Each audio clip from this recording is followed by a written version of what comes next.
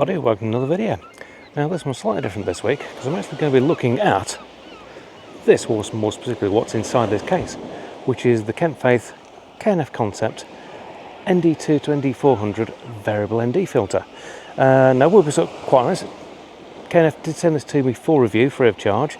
Not receiving any money for it or anything like that, but you know, just want to be plain honest here. This isn't something I bought, this is something that's been sent to me for review. But it is going to be an honest review, nothing biased with it at all, and you're going to see what my findings are. Essentially, we've come to the seaside to do some long exposure work.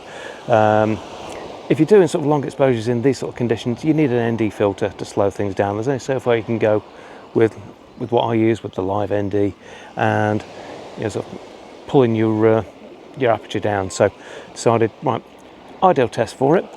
This is an ND2 to ND400, which in real world terms is 2 stop down to 9 stop, roughly. And if you don't know what an ND filter does, basically it stops the amount of light coming in to the lens onto your sensor. By doing that, what it can do actually let you get longer exposures for the same amount of light coming in. To go to the extreme, you can get it up to a few minutes long. Normally on stuff like this for today, it's fairly bright. I'll stick to around about the 50-60 second mark.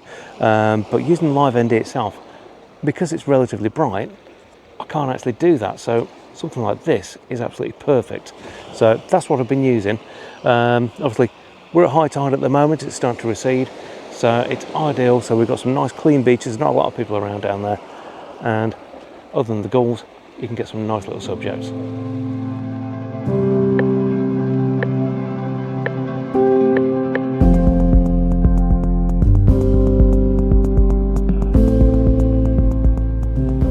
Now you'll have to excuse if people walk behind me. We are on the seafront at the moment, we're right at the seawall, but obviously it is a public place. But essentially what you've got is this really quite nice vinyl leather case that it comes in, so the filter's well protected, and essentially you've got a little tag on the side, and if you pull that gently, out pops the filter, so you don't have to worry about getting your fingertips on the actual glass part of it at all. And basically you can just withdraw that, pop it onto your lens, and you're all set, ready to go. When you're done, you can drop that back in this case, back in. You don't need to touch the filter at all, which is great for stopping any nasty little fingerprints, which guaranteed, if you're trying to pull something out of the case normally, you get that. So that's a really nice little feature right off the bat. But let's get the filter on the camera and have a bit of a play.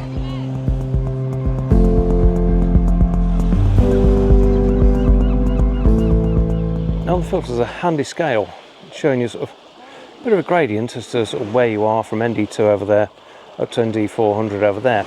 But what I've found with my 12 to 100 is once that's actually locked on nice and tight, the scale's actually down there.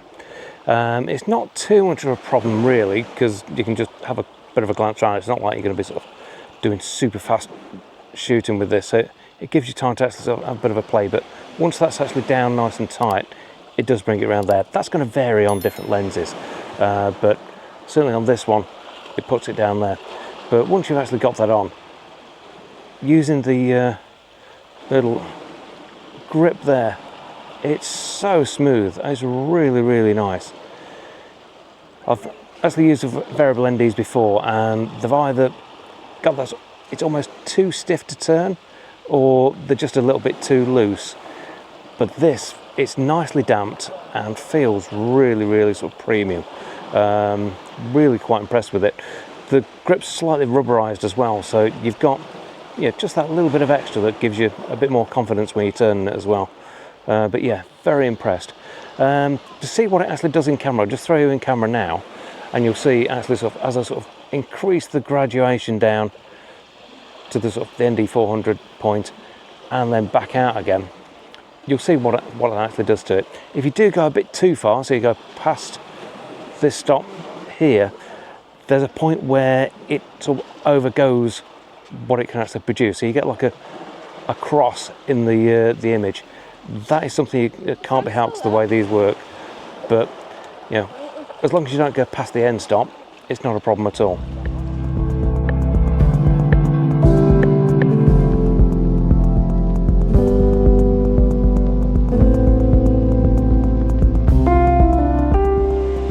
Now, another thing this filter doesn't have is hard stops or sort of markers to show you where you actually are when you're turning it.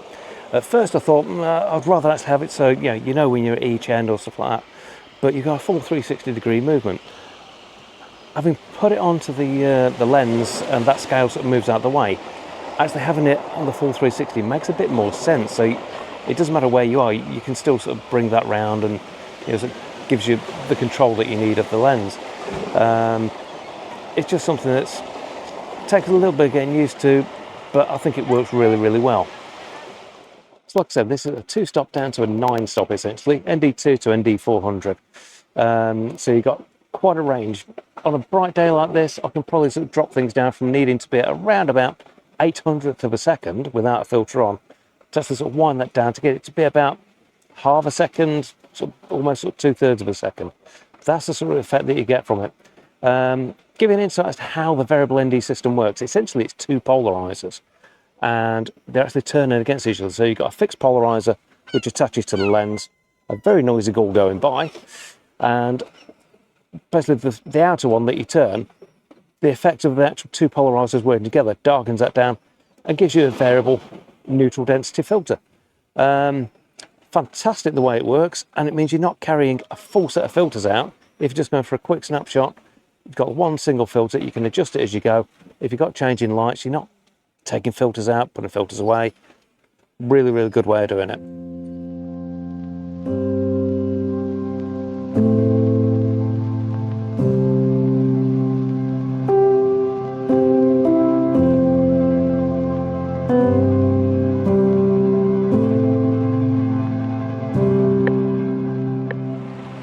One thing it is really nice is you've got a hydrophobic coating on there as well. So if you get splashes or rain or something like that, it'll just wipe straight off. It almost tries to repel the water, so it just beads, wipes straight off, doesn't streak and leaves a mess behind. It's also dust proof in between the elements, and it actually says that it's sort of scratch resistant. Now, I'm not going to try it, but I would say that'd be scratch resistant, not scratch proof. Remember, this is like high quality pieces of glass. If you try hard enough, you're going to be able to scratch it, so don't be silly. Quick drop, you'll probably get away with it, but if you sit there and purposely try to put a scratch down it, yeah, it's not going to really resist. But keep that in mind. Stuff like this, you're going to be looking after it regardless, so it's just the sort of thing that gives you a little bit of protection against sort of little scuffs and stuff like that, rather than being, sort of, you come at it with a knife or a drill bit, you're not going to get too far with it.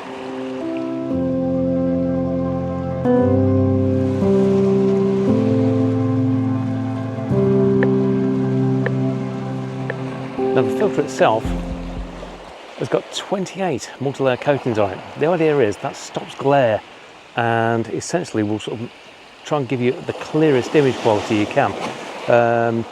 It's HD quality glass, so it is a quality filter. It's not some cheap plastic or anything like that, so you can really rely on it. Now one thing I've noticed, you've got a very, very slight colour shift. Very, very slightly orange, but you can fix that in post, it's not a problem. I'm talking very, very slight. I'll pop 2 images up now side by side that I've taken, one with the filter on, one without, so you can sort of see the difference, but it's just like the tiniest amount. Certainly nothing to worry about.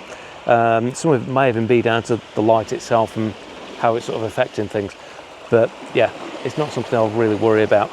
Really happy with the coatings on it as well, because that means that obviously you can't run a lens hood on it. If I'm getting a little bit of side light from it, I'm not going to get glare. It's not going to be a problem, sort of for me to actually get a clean shot and worrying about sort of any sort of flaring or anything like that from it. Really quite handy.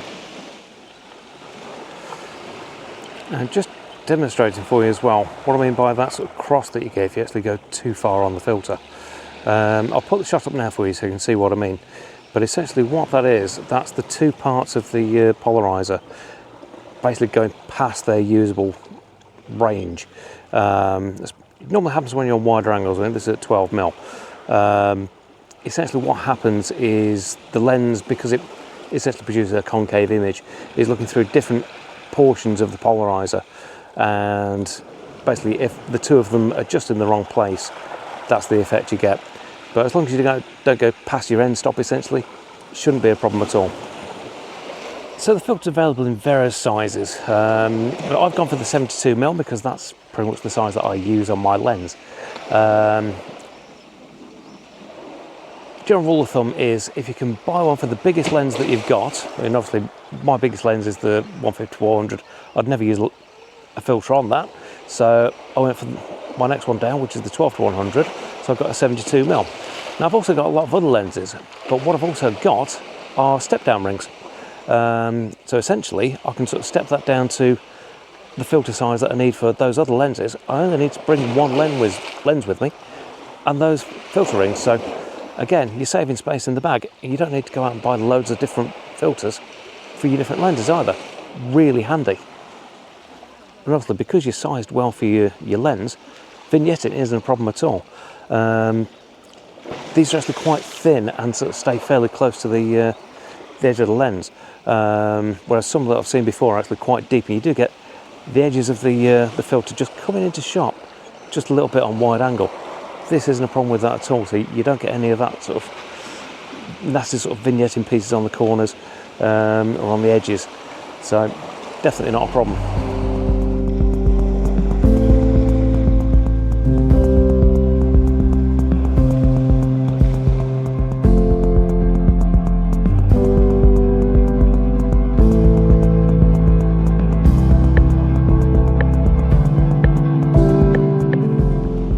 So let's say you want to get into some long exposure shooting, maybe some coastal stuff like this. It's a great way to get started in it. Obviously, you know, it's a relatively bright day at the moment, so I'm going to use the live ND with mine to bring that up to sort of the levels that I want. But say you get a slightly duller day, non-stop ND on that, that'll put you up to 30-second exposures, f11, without any real trouble at all. So it's something, yeah, if I was going out into the field and I didn't want to cart a big pack of filters with me, I'd definitely consider it. I've always quite liked the idea of the variable ND. I thought that was quite a good way of doing it, and certainly that I think I'll be going with me most times I go out.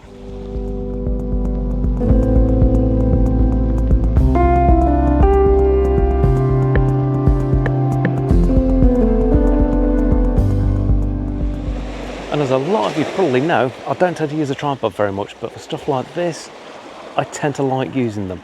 Main reason being is you slow down your process, because you've got to think about how things are laid out properly, and then you've got to sort of be considering sort of your exposure times.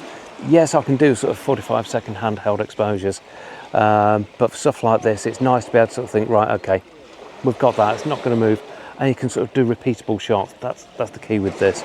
Like I say, I'm running 50-second shots at the moment, so it's just out of the window where I feel comfortable about hand holding. But yeah, it's something that at this level, that's where I'd need a tripod. But for stuff like that, obviously if you've got the bigger cameras, you'll need something that's got a little bit of strength to it. But stuff like I'm running now, yeah, you could probably go with a nice lightweight tripod. Might see if I can pick something up and have a bit of a play with it. But hopefully this has been useful for you. You've sort of seen the effect that the ND gets from it. There's a link down below if you want to buy one. It is an affiliate link, so I'll get like a tiny little amount of sort of cash back if you do decide to go with it. Luckily, the variable ND is ideal for video as well, especially if you're sort of doing the sort of the rule of sort of trying to get your exposure to be sort of twice shutter speed. So I normally sort of run sort of 30 frames per second, so I try and get sort of 60 frames per second shutter speed. If it's very, very bright, that's quite difficult. But with the variable ND, you can actually adjust that for your lighting conditions, and it's quite handy. I mean, obviously, occasionally I do use the OM1 for video, but for a lot of the time, you know, so I'm using the Osmo now. But still, it's a great way of doing it, and it's really quite nice that you've got something that's adjustable and easy to use. But hopefully that's been useful for you anyway. Like I said, there is an affiliate link down below. I only get a tiny little amount, but it all helps the channel out, so it'd be great if you could sort of order through that. But have a look on that. Like I said, filter sizes, they've got so many variations that you could pick. Go for the biggest lens size that you've got, that you'd be using the filter on, and you'll be fine. Just get the step-up rings, no problem at all. But if it's been really useful, you know, sort of let me know in the comments. And like I say, I think it's a great system. Like I said, I've used a couple of variable NDs before in the past, and I weren't really that impressed with them. They're either too tight, too loose, or the quality just wasn't there. This is definitely right up there. Very, very impressed with it. So yeah, hopefully that's been useful for you, and go ahead, check out the website, links are down below, and hopefully you do sort of agree with this on sort of, yeah, Kentfaith could be your first choice for photo and video. It's very, very impressive. But thanks for watching. We'll see you again next time. Take care.